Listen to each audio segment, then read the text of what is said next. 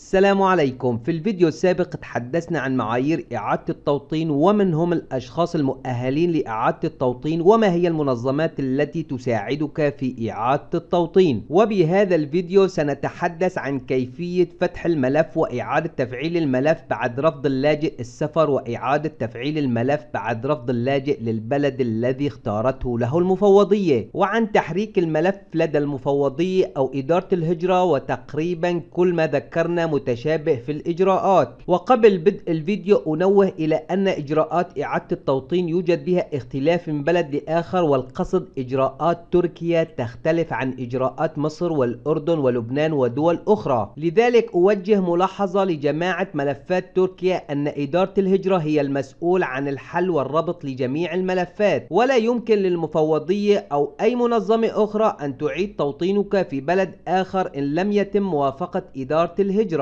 بالإضافة إلى أنك لا تستطيع السفر إلى أي مكان دون موافقتها، لذلك أنصح أهل الملفات في تركيا دعم ملفاتهم عن طريق إدارة الهجرة بالدرجة الأولى من خلال تقديم حالة أو تغيير في الحالة وعرض أي أمر يؤهلك لإعادة التوطين عن طريق إدارة الهجرة من خلال تحديث البيانات لملفات الحماية، أو من خلال ذهابك إلى إدارة الهجرة للملفات الطبية. وفي بعض الأحيان يمكنك شرح وضعك لمنظمة آسام وهي بدورها تشرح وضعك للمفوضية، ومن ثم يتم رفع طلب لإدارة الهجرة، وبعد تقييم وضعك يتم الاتصال بك من قبل إدارة الهجرة إذا تمت الموافقة على حالتك. ويمكنك أيضا مراسلة المفوضية من خلال إرسال إيميل على البريد الإلكتروني الخاص بالمفوضية، وهي بدورها سوف تنظر بحالتك، وإذا كانت قابلة للنظر سوف تعرض حالتك على إدارة الهجرة، وإدارة الهجرة هي التي تقرر ما إذا كانت حالتك تستوفي المعايير، وإذا تمت الموافقة سيتم الاتصال بك. ملاحظة: في بعض الأحيان يتم فتح ملفات عن طريق مفوضية الأمم المتحدة في تركيا ولا يتم الموافقة عليها من خلال إدارة الهجرة، فبالتالي لن يتم إعادة التوطين لهذه الملفات، وسوف تنام الملفات على رفوف المفوضية حتى تتم الموافقة عليها من خلال إدارة الهجرة. واعلم أن الخط الاستشاري لا يمكنه إعطائك أي معلومات غير مصرح له بذكرها. إعادة تفعيل الملف بعد رفض اللاجئ السفر: كثير من الأشخاص يتم الاتصال بهم لأخذ الموافقة على السفر من خلال برنامج إعادة التوطين، ويقوم برفض السفر وإعادة توطينه في بلد ثالث، وبعد فترة يغير رأيه ويقرر السفر، ولكن يتفاجأ بأنه أصبح شيء صعب تفعيل الملف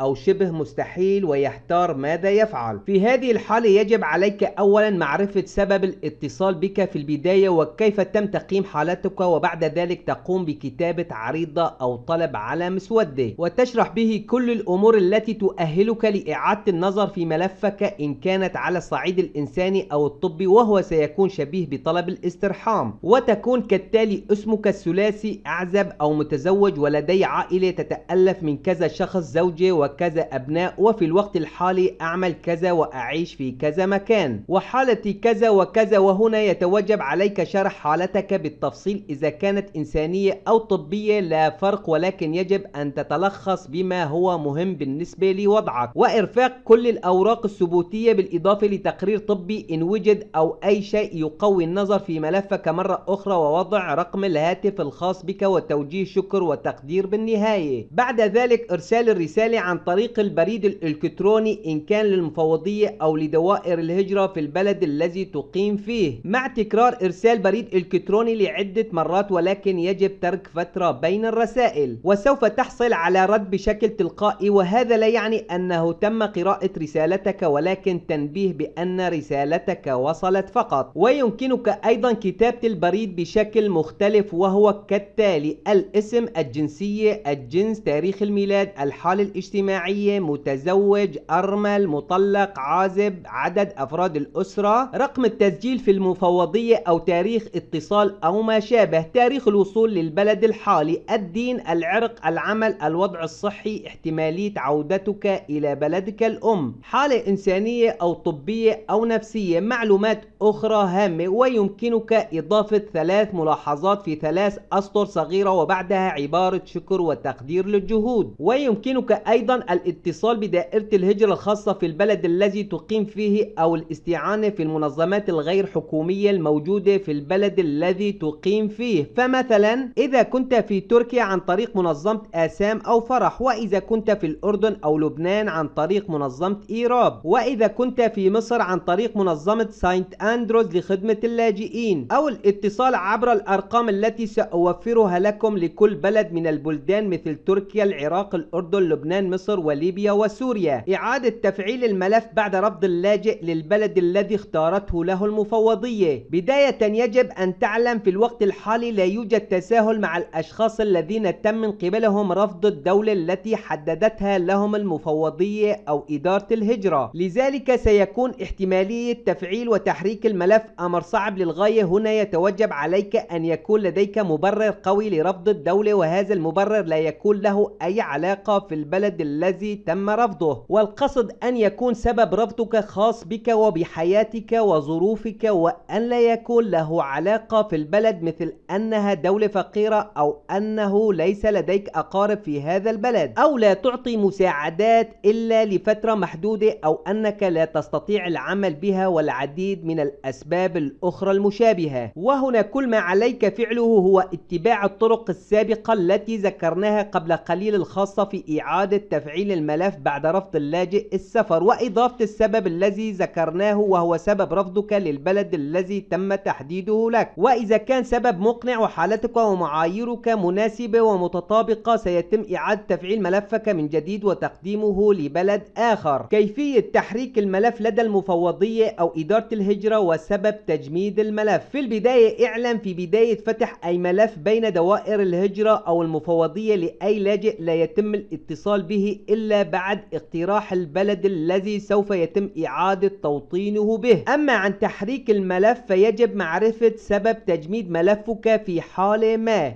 مثل اكتمل التقييم، وهذه الحالة لأغلب الملفات العالقة في تركيا وتم تسميتها بمقبرة الملفات، وهي في الغالب تكون مجمدة من قبل إدارة الهجرة نظرا لحالتك، وكل ما عليك فعله هو بذل جهد وإضافة شيء جديد لحالتك وتغيير المعايير لتكون مناسبة لتحريك الملف. بالدرجة الثانية عند المقابلة المشتركة التي تمت معك أنت وأفراد أسرتك مع المفوضية وإدارة الهجرة. ضمن هذه المقابلة هناك موظف تابع لإدارة الهجرة وموظف تابع للمفوضية، وأنت لا تعلم مدى العلاقة بين هذين الموظفين، ولكن موظف المفوضية هو عبارة عن مترجم وصلة وصل بينك وبين موظف الهجرة، وعليه نقل جميع المعلومات من أسئلة وأجوبة بينك وبين موظف الهجرة. وإذا تم نقل المعلومات بشكل غير صحيح ومضلل سوف يؤثر سلبا على ملفك ويتم تجميده. وإذا كنت قد تعديت هذه المرحلة ولاحظت أن الموظف قد نقل معلومات غير صحيحة فعليك اتباع كل الإجراءات السابقة بالإضافة إلى طلب الرجوع إلى المقابلة المسجلة من خلال الفيديو الذي تم تسجيلها في وقت المقابلة، وطلب إجراء مقابلة أخرى لتقييم حالتك مع موظف مختلف. وإذا كنت في بداية الخطوات وتم تحديد مقابلة لك فاحذر خلال المقابلة أن يكون نقل المعلومات صحيح، وعندما تشعر بأن الموظف ينقل معلومات غير صحيحة يمكنك